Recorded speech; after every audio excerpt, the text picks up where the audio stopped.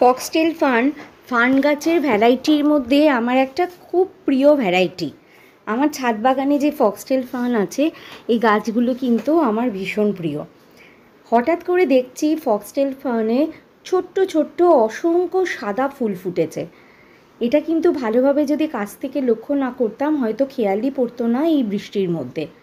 কিন্তু এত ছোট ছোট সুন্দর অসংখ্য সাদা ফুল ফুটেছে, যেটা দেখতে তো আমার প্রচুর ভালো লাগছে। আর এই রকমভাবে যে ফার্ন গাছেও ফুল ফোটে সেটা আমি আগে কখনো খেয়াল করতে পারিনি।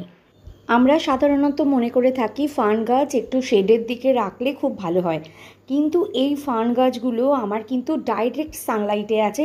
মে মাসের চড়া তীব্র রোদের মধ্যেই কিন্তু ওই একই জায়গায় ছিল, আর আমি তাতে দেখলাম গ্রোথ কিন্তু আরও ভালো হয়।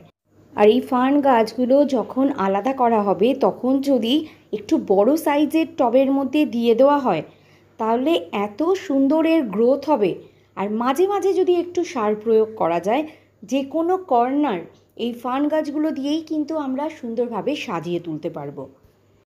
ওই যে বলি না, রোজই ছাদ বাগান থেকে নতুন নতুন কোনো অভিজ্ঞতার সঞ্চয় হয়। আমাদের চোখের সামনেই যে এত সুন্দর সুন্দর জিনিস থাকতে পারে, হয়তো মন থেকে না দেখলে আমরা উপলব্ধি করতে পারতাম না।